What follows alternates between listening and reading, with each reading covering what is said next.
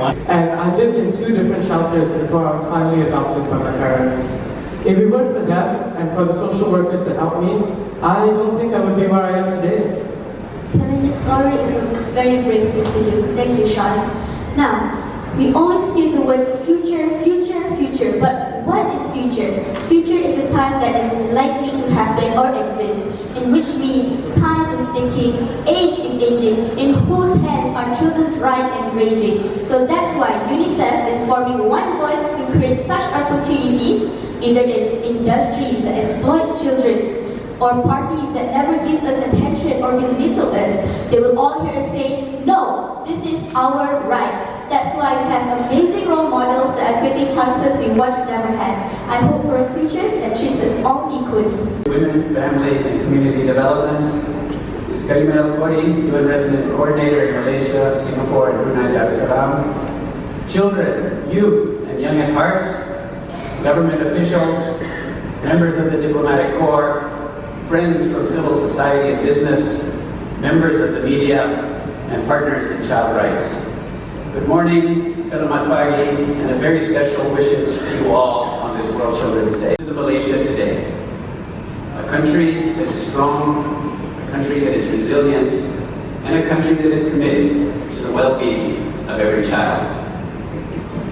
Let me tell you a little bit about our shared history together.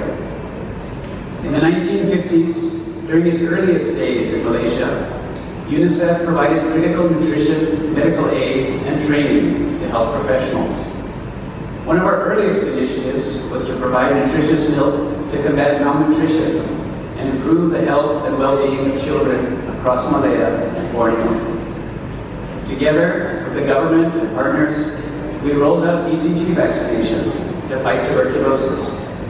We built rural clinics, midwives' quarters, and public health centers to reach the most remote areas. In the future, we know that our work is far from done.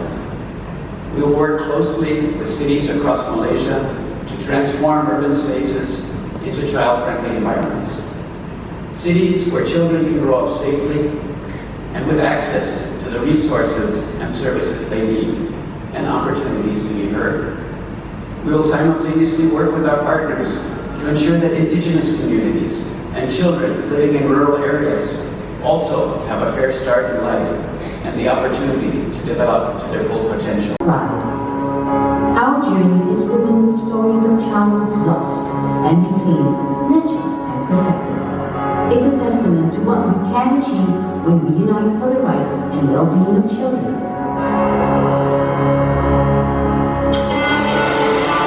Born from the ashes of World War II, UNICEF emerged to provide emergency relief to millions of hungry and displaced children. Soon after, children of Malaya, North Borneo, and Sarawak became part of our mission. UNICEF sent financial aid and milk to fight malnutrition and disease.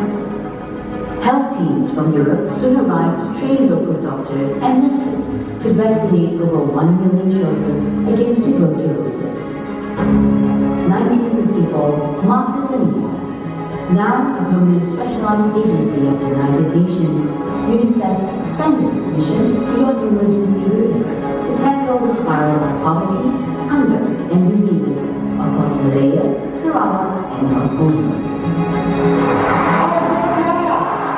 To highlight these dangers, empowering young people to stand up and speak out. In 2020, as COVID-19 swept the world, UNICEF supported Malaysia in procuring over 800,000 vaccines through its COVAX facility. Despite the successes achieved over the decades, poverty, inequality, malnutrition, mental health issues, and climate change demand our urgent attention. Now more than ever, we must work tirelessly to fulfill the dream we envisioned together 70 years ago. Their voices, ideas and aspirations must guide us as we face the challenges of tomorrow, for they are the ones who will shape the future. By embracing this, we are building a stronger, more prosperous nation. Ladies and gentlemen, in Malaysia, We are witnessing significant changes in our society, driven by a young and dynamic population. Climate and environmental challenges directly affect our children. Rising temperatures, extreme weather, floods, landslides, and pollution are not just environmental issues. They are threats to the health and safety of our youngest citizens. Protecting the natural world is not just about preserving our land and resources. It is about safeguarding the future for everyone. We must work together to create a safe digital environment where children can explore, create, and learn without fear of harm. Achieving this requires collaboration. From January to September this year, these programs have supported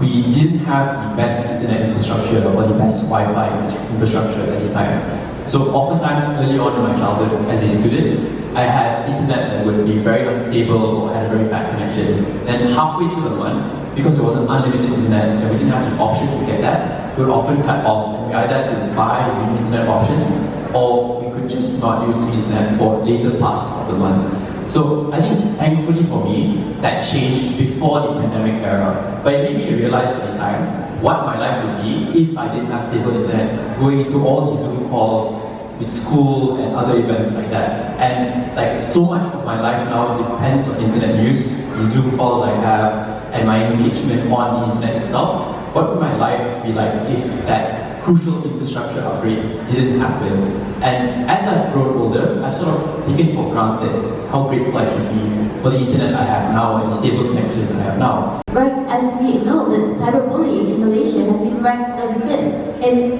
the world, and I think that's something for all of us to reflect on and see the importance of having laws and whatnot to actually emphasize on the need of having to protect children on cyberbullying. Because me myself, I went through such cases, and we can see that all the other students also went through the same cases and all. And it's just been such a need that we need to emphasize on, definitely. And I love listening to children, and you're so inspiring. Your experiences absolutely reflect that reality that sometimes we don't necessarily think of as something being the reality of many children.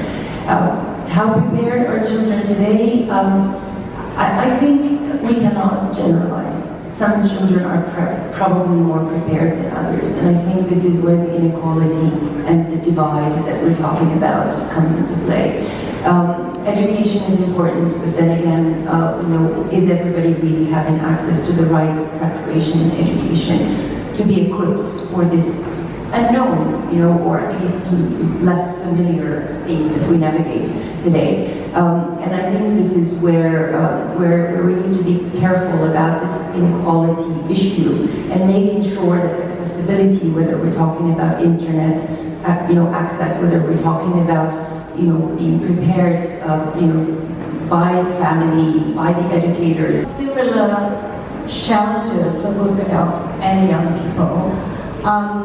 If we're talking about young people, I think one of the things is really although I do believe that we should have equal access to online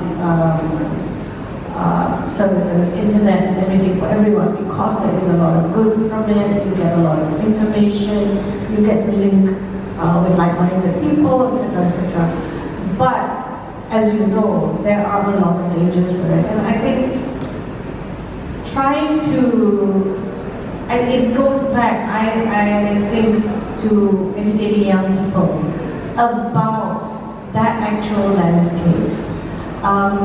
I think because so many grow up in the digital world, it leads to one isolation, I think. Is no longer from the older to the younger generation.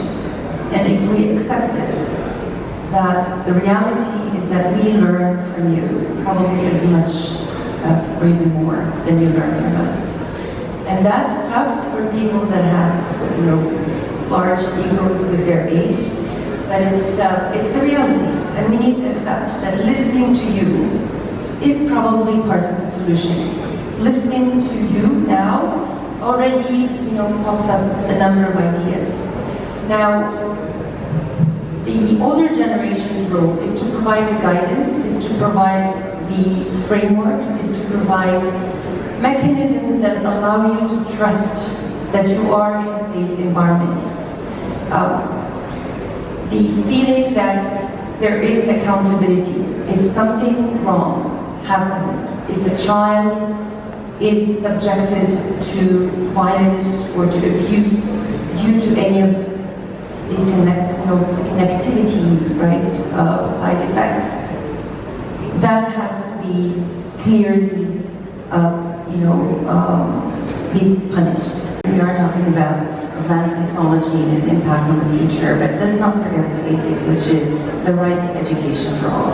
And I think, here, the history that we've just, heard about UNICEF, but also of Malaysia, and that, competitiveness, prospects will depend very much on whether everyone has access to education, and that literacy, before we get to digital literacy, needs to be ensured, and we know that there are hundreds of thousands of children that do not have the right to education today. So let's just make sure that we've got that basic kind of platform. Now, moving to the future, right? Whether every job is going to be related to AI in the future, I don't believe so. I think AI is about empowering, people. It is about building skills, and we need to make sure that we learn from that tool. But I don't think every job in the future is going to be about programming or AI. A few will be, engineers, and will continue to be. But if we talk about healthcare, if we talk about arts, about sciences, if we talk about caregivers, if we talk about social,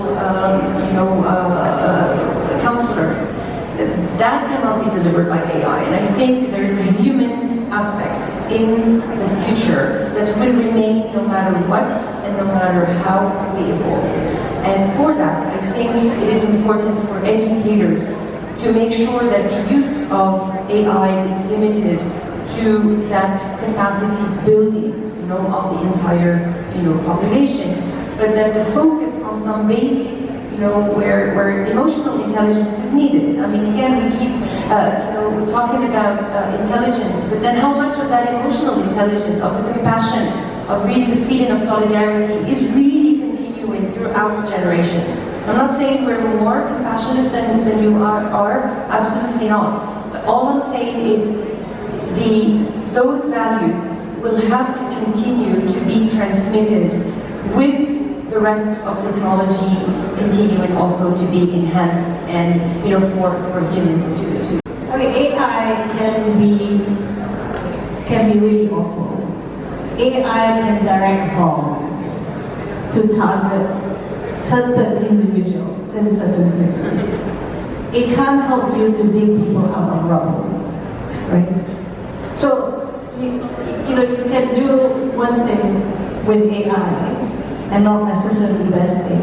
You still need people, you still need human beings, as Karima says, to do very basic human things. Already think over certain things, we need to assume that a lot of children from the age of primary school would have these things integrated. Because even right now, a lot of kids at the age of 10, 9, and 8 have their own mobile phone, and via interactions on social media, what they also use ChatGPT and engage with tools that even I don't have. So I think to make sure that we're future-proof, we need to sort of assume the worst and then build from there. So we take a more proactive approach to the issue rather than wait for the problem or the disruption to happen before we figure out a formulation or a standardized approach to the issue.